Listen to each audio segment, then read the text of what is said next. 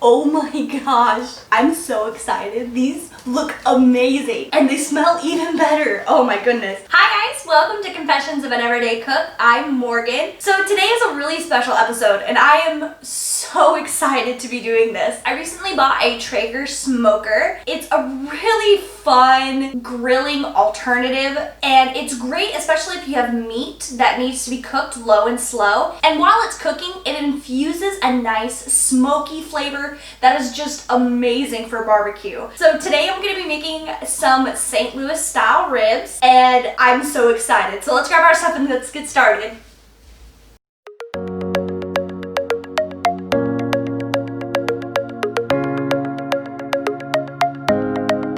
Here are my ribs. I got some St. Louis style pork spare ribs. I've also done this with baby back ribs and that turns out wonderful as well. So first what you want to do is you want to turn the ribs meat side down, and you're gonna notice on the back of the ribs there's this thin little membrane that we need to remove. So I'm just gonna grab a small paring knife as well as some paper towels. And what you wanna do is work your knife, or you can even use your finger, to get under this membrane here, and then take the paper towel, just because it's easier to hold onto it, and peel it away from the back. And usually it'll come off all at once, or sometimes not, you know. So the reason we want to remove this membrane is because it doesn't break down during the cooking process the way a lot of these connective tissues will. And when you bite into your rib, you don't want to have that chewy membrane on there just because it's not really pleasing. We're taking this off. Okay, so what we're going to do is I'm going to add some seasoning to it. So what I'm using is this Killer Hogs BBQ Hot BBQ rub. It's such a great seasoning because it's a little sweet, it's a little spicy, as well as it adds a really pretty bark to our ribs. So I'm just gonna take some of this and add a good portion to both sides of the ribs. And I'm just putting this on as is. What you can do is add something to it to help it adhere better. A lot of people will use either some kind of oil or a mustard. I'm just putting it on as is and just lightly press the seasoning into it just so that it adheres a little bit better. Flip this over. Okay, this is thoroughly covered. I gotta go wash my hands. We do want to let it sit here for about 10 or 15 minutes just so that the seasoning can work its way into the meat. In the meantime, I'm gonna get the smoker prepped and ready at 275 degrees Fahrenheit, and then we'll get this bad boy on. Okay, so I'm out here and my Traeger is prepped at 275 degrees Fahrenheit. We're gonna go ahead and put this bad boy on. There we go. And that's it for now. This is gonna actually stay on here for about 2.5 hours. I am gonna come out here about every 45 minutes to check on it. If it starts to look a little bit dry, you can spritz some either vinegar, apple cider vinegar, or apple juice on it, just so that it stays nice and moist. But until then, I will see you in 2 hours.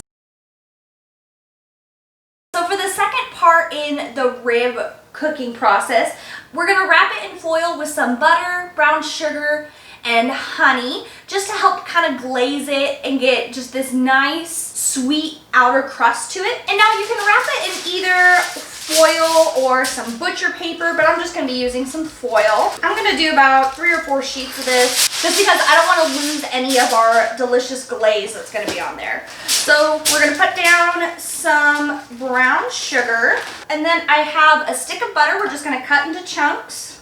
We're gonna go in and just add a little bit more of our hot barbecue rub. Just a little drizzle, just so that we can still get that flavor built on there. And then a drizzle of some honey. Probably about 2 or 3 tablespoons of that. Okay, so then this is all ready. I'm gonna go check on the ribs and bring them inside real quick.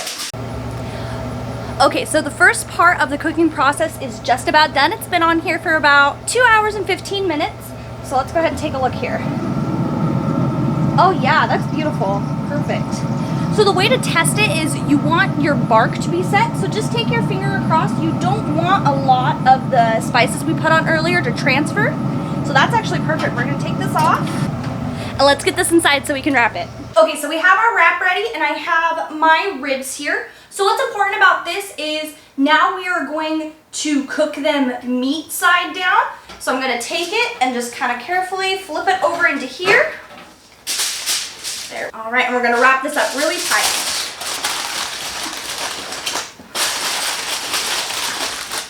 Okay, this is wrapped nice and tightly. I'm gonna go stick it on the smoker for about another hour. Okay, I got these out of the smoker. They were in there for a little over an hour, so we're gonna go ahead and take this out. So you'll know when you need to pull it when the internal temperature is between 205 and 210. You can get some of the juice off there just a little bit. Okay, so you can either let it rest for about 10 minutes and eat it as is, or you can add sauce. I'm gonna be adding some Duke's Georgia Sweet Heat, so I'm just gonna get it on here. I really like this barbecue sauce because it just adds a really nice extra dimension to it. It's very molasses based, and so it's kind of sweet, but it's got a little kick there at the end. And don't forget to do the back as well. Another thing you are looking for to make sure that they are completely done, you'll notice the meat has retracted away from the bones, and the bones will be sticking out about 1/4 of an inch. And this is good because that means that the connective tissues are breaking down and you're gonna have really nice ribs that are just gonna come right off the bone. All right, these are all slathered up. We're gonna stick them on the smoker for about 15 minutes, just until the sauce tacks up. Oh my gosh, I'm so excited. These look amazing and they smell even better. Oh my goodness. All right, so I'm just gonna go right in and cut into these. So I like to actually flip them over when I cut them just because you can see where the bones are going a little bit more. Yum, yum, yum, yum, yum, yum, yum. Oh wow, that comes out really nice. So something I learned about ribs that I didn't know before is you actually don't want them to completely come off the bone. I thought that was interesting because usually like when I think about, oh, the meat falls off the bone, that it's amazing, it's tender. But actually when people go to barbecue competitions, people want the ribs to like stay on the bone so that you can lift it up and eat it. And so I just thought that was just really interesting. Oh, these are so awesome. All right, look, and that's exactly what we're looking for. This nice pink ring, they call it the smoke ring. Oh, that looks so yummy. Okay, I'm gonna go ahead and just take a bite of some of these that fell apart because I'm starving. So I've never really been a huge barbecue person. This might change that. It's got the right amount of heat versus sweetness. I don't even know how to describe it. It's just so good. All right, thank you guys so much for joining me today. As always, make sure that you are liking and subscribing as well as ringing the bell. That way you're gonna get notifications and not miss a single episode. Also, make sure that you're checking us out on Instagram and Facebook at Confessions of an Everyday Cook. I hope y'all enjoy it. See you next time. Bye!